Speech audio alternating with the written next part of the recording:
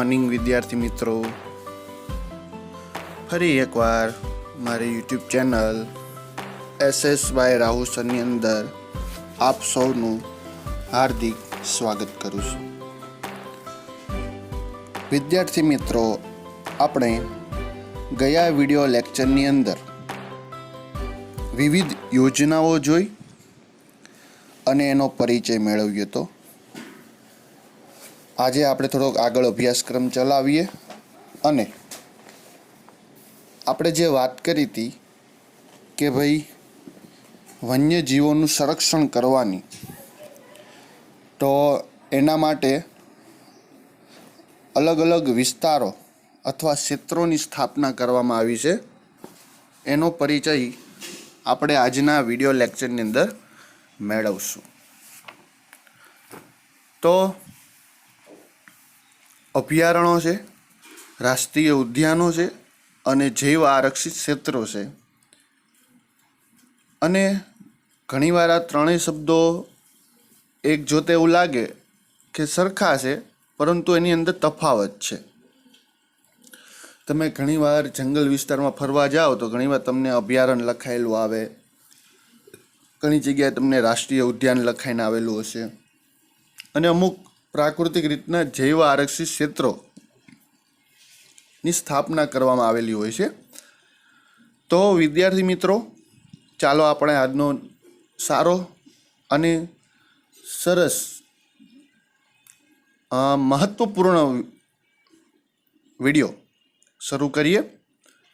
તો સૌપ્રથમ આપણે વન્યજીવોના સંરક્ષણ હેતુસર જે ક્ષેત્ર સ્થપાણું અભયારણ્ય એનો પરિચય મેળવીએ. ચાલો, અભયારણ્ય. તો કે અભયારણ્ય એ એવો એક વિસ્તાર હોય છે મિત્રો, એક યાદ રાખી લો બાબત, કે અભયારણ્ય હોય, રાષ્ટ્રીય ઉદ્યાન હોય કે જૈવ આરક્ષિત ક્ષેત્ર છે, આ એક વિસ્તાર છે, બરોબર છે, પણ એને અમુક સ્પેસિફાય કરેલો છે અલગ અલગ દ્રષ્ટિએ, તો એ જોવાનું છે, બરોબર. બાકી બધા વિસ્તાર જ છે. તો પહેલું જોઈએ અભયારણ્ય. તો એના શું પોઈન્ટ છે તો જોઈએ. પહેલું છે ચોક્કસ મર્યાદામાં માનવ પ્રવૃત્તિઓને અનુમતિ આપવામાં આવે છે. મતલબ સરકારે જે વિસ્તારને અભયારણ્ય વિસ્તાર તરીકે જાહેર કર્યો હોય ત્યાં ચોક્કસ મર્યાદા હોવી જોઈએ.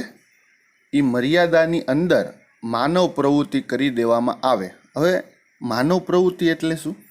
તો કે ભાઈ પશુ ચરાણ કરવા દેવામાં આવે, પછી લાકડા વીણવા દેવામાં આવે, એવી જંગલ વિસ્તારની થોડી ઘણી પ્રવૃત્તિ, પણ એની અમુક લિમિટેશન, સાવ છૂટછાટ નહીં, સરકારની પરમિશન સાથે અમુક માનવ પ્રવૃત્તિઓ કરવા દેવામાં આવે.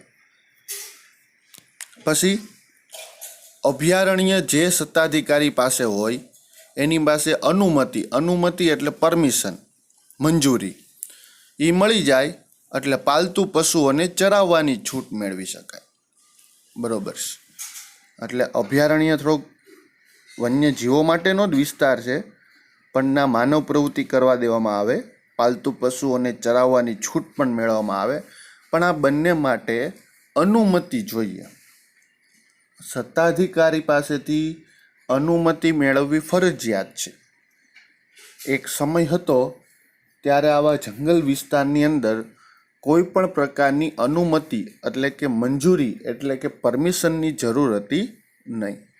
પણ હાલના સમયે તમે આપણે કોઈ જ ચેપ્ટર ભણ્યા પછી જાણીએ છીએ કે ભાઈ વન્યજીવો પર કેવું સંકટ, જોખમ, મુશ્કેલી ઊભી થઈ છે અને લુપ્ત થવાના આરે પણ આવી ગયા છે. તો અમુક સંરક્ષણ હેતુસર ક્ષેત્રો બનાવવામાં આવ્યા છે, એમાંનું અભયારણ્ય. તો માનવ પ્રવૃત્તિ હોય, પશુ ચરાણ હોય, તો એના માટે અનુમતિ જોઈએ. પછી છે વન્યજીવ અભયારણ્યની સ્થાપના કોઈ એક વિશેષ પ્રજાતિના સંરક્ષણ માટે કરાય છે. મિત્રો, આની ઉપર અંડરલાઈન કરી શકાય, કોઈ એક વિશેષ પ્રજાતિ. અભયારણ્યની સ્થાપના રાજ્ય સરકાર દ્વારા જરૂરી પ્રક્રિયા દ્વારા કરી શકાય છે. મતલબ અભયારણ્ય જે વિસ્તારો હોય છે એ રાજ્ય સરકાર બનાવે છે, અને આ અભયારણ્ય જે બનાવે છે એની પાછળ કોઈ ને કોઈ એક વિશેષ પ્રજાતિ હોય છે, એને બચાવવા માટે, એમને લુપ્ત થવાથી બચાવવા માટે, એના ઉપરથી જોખમ ટાળવા માટે, સંકટ ટાળવા માટે રાજ્ય સરકાર અભયારણ્ય બનાવે છે. એટલે અભયારણ્ય છે એ જાણીતા તમે જુઓ તો એક છે પેરિયાર, એક છે ચંદ્રપ્રભા, એક છે એતુરનાગમ. તો જુઓ તમે અહીંયા તમારી પાસે નકશો છે, બરાબર? તો અહીંયા જુઓ તમે, કેરળ અને તમિલનાડુ છે, ત્યાં પેરિયર છે સાવ નીચે દક્ષિણ દિશામાં, બરાબર? પછી અહીંયા એતુરનાગમ છે એપીમાં, બરાબર? પછી અહીંયા ચંદ્રપ્રભા છે યુપીમાં, યુપી બિહારની બોર્ડર પાસે જુઓ ચંદ્રપ્રભા છે અહીંયા, બરાબર? પછી અહીંયા એતુરનાગમ છે અને અહીંયા છે પેરિયાર. તો આવા અનેક જાણીતા અભયારણ્યો ભારતની અંદર આવેલા છે. તદુપરાંત ભારતની અંદર એવા તો ઘણા બધા એવા આવેલા છે, પણ અમુક પ્રખ્યાત છે, બરાબર? એ આપણા ભારતની અંદર આવેલા છે. એમ તો રાજસ્થાનની અંદર કેવલાદેવ પણ આવેલું છે.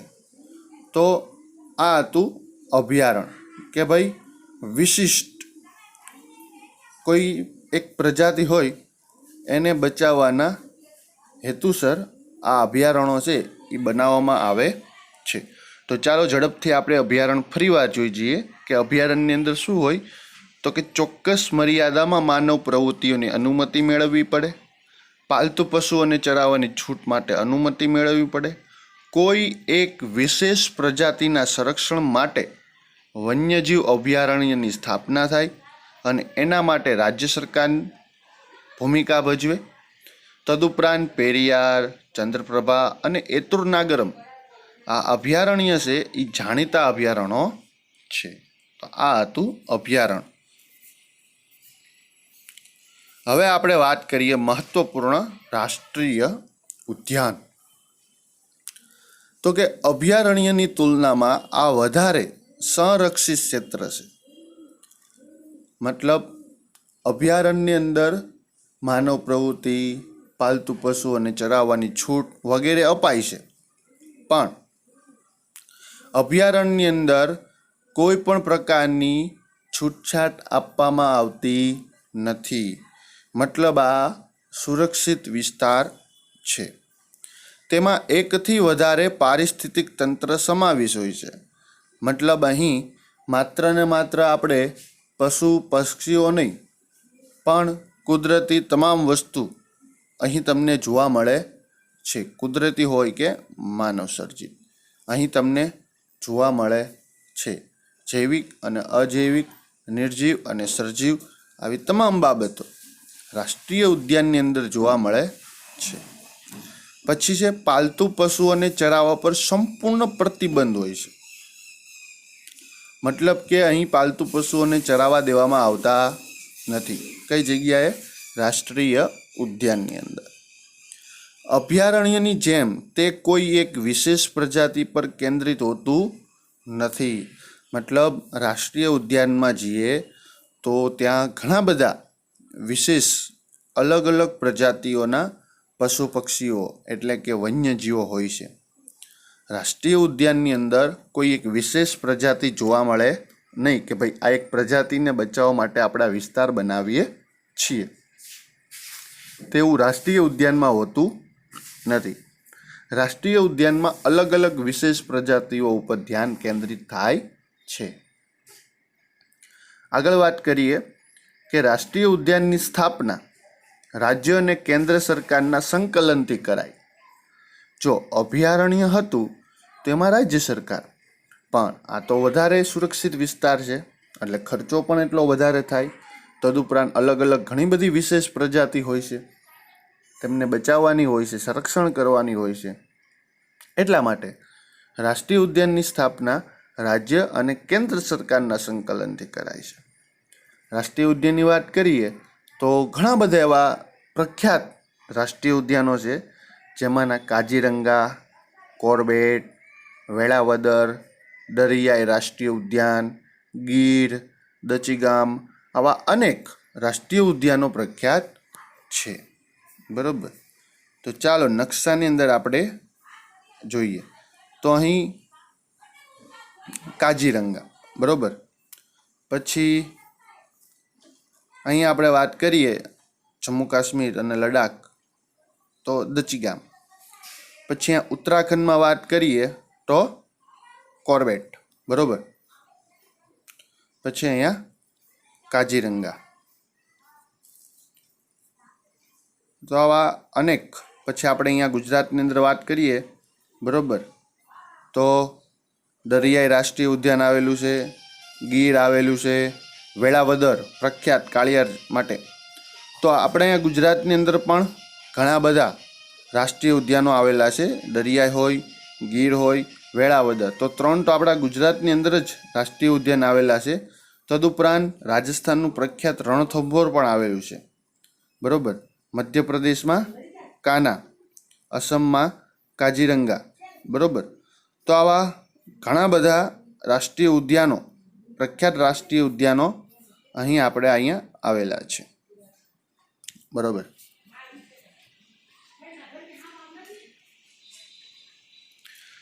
તો ચાલો હવે આપણે વાત કરીએ જૈવ આરક્ષિત ક્ષેત્ર. પણ એ પહેલાં રાષ્ટ્રીય ઉદ્યાન ફટાફટ જોઈ જઈએ કે ભાઈ અભયારણ્યની કરતાં વધારે સુરક્ષિત, એકથી કરતાં વધારે પારિસ્થિતિકી તંત્ર, પાલતુ પશુ અને ચરાઉ પર સંપૂર્ણ પ્રતિબંધ, અભયારણ્યની અંદર કોઈ એક વિશેષ પ્રજાતિ હોય એવું અહીંયા જોવા મળતું નથી, સ્થાપના રાજ્યોની કેન્દ્ર સરકાર દ્વારા, અને અનેક પ્રખ્યાત રાષ્ટ્રીય ઉદ્યાનો આવેલા છે. ચાલો હવે આપણે વાત કરીએ જૈવ આરક્ષિત ક્ષેત્ર. તો કે તેની રચના આંતરરાષ્ટ્રીય માપદંડો અનુસાર કરાય. મતલબ જૈવ આરક્ષિત ક્ષેત્ર એક એવો વિસ્તાર છે કે ત્યાં પ્રાકૃતિક અને સાંસ્કૃતિક વિવિધતાનું સંરક્ષણ કરવાનો હેતુ હોય છે. મતલબ અહીં તમે જુઓ તો વનસ્પતિઓ, જીવજંતુઓ અને જમીન, આ પ્રાકૃતિક બાબત તો આવેલી હોય, તદુપરાંત સાંસ્કૃતિકની અંદર માનવ સમુદાયોની જીવનશૈલી હોય, બરોબર છે. જેમ આપણા ગુજરાતની અંદર વાત કરીએ કચ્છ, બરોબર છે, તો કચ્છના રણની વિશિષ્ટ પરિસ્થિતિ છે, બરોબર. અને 2008ની અંદર વાત કરીએ તો એને જૈવ આરક્ષિત ક્ષેત્ર જાહેર પણ કર્યું હતું. કારણ કે કચ્છ એક એવો વિસ્તાર છે કે ત્યાં પ્રાકૃતિક રણ છે, બરોબર, અને એમાંય પાછું સફેદ રણ, અને આખી દુનિયામાં આવી એક અલગ વિશેષતા હોય. તો તદુપરાંત ત્યાંની માનવ સમુદાયોની એક જીવનશૈલી જે દુનિયાની અથવા ભારતની અથવા ભારતના અલગ અલગ રાજ્યોની કરતાં પણ માનવ સમુદાયોની જે જીવનશૈલી છે એ આખી અલગ છે, બરોબર. અને આવી અલગ વિશિષ્ટ માનવ સમુદાયોની જીવનશૈલી, તદુપરાંત વનસ્પતિ, જીવજંતુઓ અને જમીન, આખું અલગ અલગ પ્રાકૃતિક અને સાંસ્કૃતિક જે વિવિધતા છે એના કારણે કચ્છ છે એને જૈવ આરક્ષિત ક્ષેત્ર જાહેર કરવાનું હતું. તો જૈવ આરક્ષિત ક્ષેત્રો છે એ ઇન્ટરનેશનલ લેવલે ઘણા બધા બનાવવામાં આવે છે. એનું મુખ્ય કારણ કે આવી અલગ એક વિશેષતા હોય, પ્રાકૃતિક પણ હોય અને સાંસ્કૃતિક પણ હોય, તો એનું સંરક્ષણ કરવી જરૂરી છે, બરાબર, કે જે દુનિયા તેનાથી આકર્ષાતી હોય. ત્યાં જૈવ વૈવિધ્ય બાબતની સંશોધન અને પ્રશિક્ષણ માટેની ખાસ સવલતો ઊભી પણ કરાય છે. અને સંશોધન થઈ શકે કારણ કે આખી દુનિયામાં અથવા આખા દેશમાં કંઈક અલગ આવેલું હોય, બરાબર, તો એ જૈવ વિવિધતા હોય તો એની ઉપર સંશોધન કરવું જરૂરી હોતું હોય છે, અને કરવામાં પણ આવે છે કે ભાઈ એના કારણો કયા છે કે આવું અલગ એક વિશિષ્ટ પ્રાકૃતિક અને સાંસ્કૃતિક વાતાવરણ રચાણું. અથવા તો તદુપરાંત ત્યાં પ્રશિક્ષણ, બરાબર, ત્યાં તમને જાઓ તો ટ્રેનિંગ પણ મળે છે, બરાબર, કારણ કે અલગ વિવિધતા હોય છે. તો એની ઘણા બધા સંશોધનકારો હોય તો એ લોકોને ત્યાં પ્રશિક્ષણને એવું પણ આપવામાં આવે છે. તો પ્રશિક્ષણ હોય છે એના માટેની ખાસ સવલતો ઊભી કરવામાં આવતી હોય છે. પછી આ પ્રકારે ઘોષિત વિસ્તારો હોય મતલબ જૈવ આરક્ષિત ક્ષેત્રો જો વિસ્તાર બનાવવામાં આવ્યા હોય તો ઘોષિત વિસ્તારોમાં તમામ પ્રકારની બહારની માનવીય ગતિવિધિ સંપૂર્ણપણે પ્રતિબંધિત હોય છે. એનું કારણ છે કે એક તો પ્રાકૃતિક પણ વિવિધતા છે અને સાંસ્કૃતિક પણ વિવિધતા છે, અને એમાં જો કોઈ માનવીય ગતિવિધિ થાય તો નષ્ટ થઈ જાય. એટલા માટે સરકાર દ્વારા સંપૂર્ણપણે પ્રતિબંધિત હોય છે. મતલબ જો ત્યાં સાંસ્કૃતિક વિવિધતા છે, બરોબર છે, ત્યાં માનવ વસવાટ છે, માનવ સમુદાયો રહે છે, તો ના બહારના કોઈ માનવ સમુદાયો રહેવા ન જઈ શકે અને એ લોકો બહાર ન જઈ શકે, કારણ કે એની આખી અદ્ભુત જીવનશૈલી છે જે દુનિયાથી પર છે, આખી એક અલગ વિશિષ્ટ છે. તો એ જરૂરી છે કે ભાઈ બહાર માનવીય ગતિવિધિ ન થાય. પછી આ ક્ષેત્રનો સરેરાશ વિસ્તાર એકંદરે 5000 ચોરસ કિલોમીટરથી પણ મોટો હોય છે, બરોબર, સરેરાશ વિસ્તાર છે. પછી વાત કરી આવા કેટલા જૈવ આરક્ષિત ક્ષેત્રો છે, તો કે નીલગિરી, મન્નારની ખાડી, ગ્રેટ નિકોબાર, સુંદરવન, પંચમઢી વગેરે દેશના મહત્વના જૈવ આરક્ષિત ક્ષેત્રો ગણાય છે. વાત કરીએ આપણા ગુજરાતની, તો ગુજરાતના કચ્છના રણની વિશિષ્ટ પરિસ્થિતિના સંરક્ષણ હેતુસર 2008ની સાલમાં એને જૈવ આરક્ષિત ક્ષેત્ર તરીકે જાહેર કરાણું છે. તો આ બાબત છે ભૂલાવી જોઈએ નહીં. હવે જુઓ, જૈવ આરક્ષિત ક્ષેત્ર ભારતમાં ટોટલ 18 છે, એમાંનું ગુજરાતનું એક કચ્છ. એ રીતના રાષ્ટ્રીય ઉદ્યાનની વાત કરીએ તો ભારતની અંદર 103 છે અને ગુજરાતમાં છે 4. પછી અભયારણ્યની વાત કરીએ તો ભારતની અંદર 531 છે, ગુજરાતમાં છે 23. હવે આ બાબત ન ભૂલાવી જોઈએ, બરોબર, કે ભારતની અંદર અભયારણ્ય કેટલા છે, તો કે 531. આ આંકડો યાદ રાખવાનો છે, બરોબર, અને ગુજરાતના તો બંને પણ યાદ રહી જાય. જૈવ આરક્ષિત ક્ષેત્ર 18 અને ગુજરાતમાં 1, રાષ્ટ્રીય ઉદ્યાન 4 અને અભયારણ્ય 23, બરોબર. ગુજરાતના આંકડા યાદ રાખવા અને તદુપરાંત ભારતમાં અભયારણ્ય ટોટલ કેટલા છે, રાષ્ટ્રીય ઉદ્યાન કેટલા છે એ યાદ રાખવા. જૈવ આરક્ષિત ક્યારેક ક્યારેક પૂછાઈ શકે છે. તો ચાલો પાઠનો અંતિમ તબક્કા તરફ પહોંચીએ અને આજે આપણે આ પાઠને પૂર્ણ કરીએ. તો વિકાસની પ્રક્રિયા અનિવાર્ય છે, પણ સાથે સાથે આપણે સમગ્ર જીવસૃષ્ટિ પર પડનારા દુષ્પ્રભાવોની અસરોનું પણ આયોજન દરમિયાન ખ્યાલ રખાય તે અત્યંત જરૂરી છે. મતલબ કે વિકાસ કરવો ખૂબ જરૂરી છે, બરોબર, પણ સાથે એ પણ બાબત જોતી રહેવી કે જે સમગ્ર જીવસૃષ્ટિ આવેલી છે, જે સજીવો આવેલા છે, જે આ દુનિયામાં જીવ છે, એમની પણ એક સૃષ્ટિ છે અને એની ઉપર જે અસરો થશે, બરોબર, એ એક આયોજન દરમિયાન ખ્યાલ રાખવું જોઈએ કે ભાઈ આજે કોઈ પણ વિકાસ કરો છો, કોઈ પણ નવું સંસાધન અપનાવો છો, તો એના પરિણામે કોઈ વિપરીત અસર થાય છે કે નહીં એ બાબત જોઈ લેવી જોઈએ. આજે કોઈ એક પ્રજાતિ ઉપર જ્યારે સંપૂર્ણ નષ્ટ થઈ જશે કે સંકટમાં આવશે, ત્યારે સીધી એની અસર આહાર શૃંખલામાં પડશે, અને આહાર શૃંખલામાં જો ખલેલ પડશે, આહાર શૃંખલા ભાંગી પડશે, તો એના ઘણા પરિણામો આપણે ભોગવવાના થશે. સમગ્ર આહાર શૃંખલામાં દરેક જીવ જંતુની ચોક્કસ ભૂમિકા હોય છે અને આહાર શૃંખલા ખૂબ જરૂરી છે. જો કોઈ જીવ નષ્ટ થાય તો આખા માળખામાં ભારે વિક્ષેપ અનુભવાય છે. આહાર શૃંખલામાંથી એકાદ સજીવ દૂર થતાં લાંબા ગાળે તેના પરિણામે સમગ્ર નૈસર્ગિક તંત્ર તૂટી પડે છે. અને આપણે સૌ કોઈ જાણીએ છીએ બાબત કે ભાઈ આહાર શૃંખલા કેટલી જરૂરી છે, બરોબર. એટલે આહાર શૃંખલા જળવાવી જરૂરી છે. આજે કોઈ એક પ્રાણી જીવજંતુ નષ્ટ થશે તો લાંબા ગાળેની અસર આપણને જોવા મળશે. તો આવતીકાલને ઉજળી બનાવવા માટે, બરોબર, વિકાસ કરીશું તો વાંધો છે નહીં, કારણ કે પર્યાવરણ સાથેનો મૈત્રીપૂર્ણ વ્યવહાર આજની તાતી જરૂરિયાત છે. તાતી એટલે અગત્યની, બરોબર.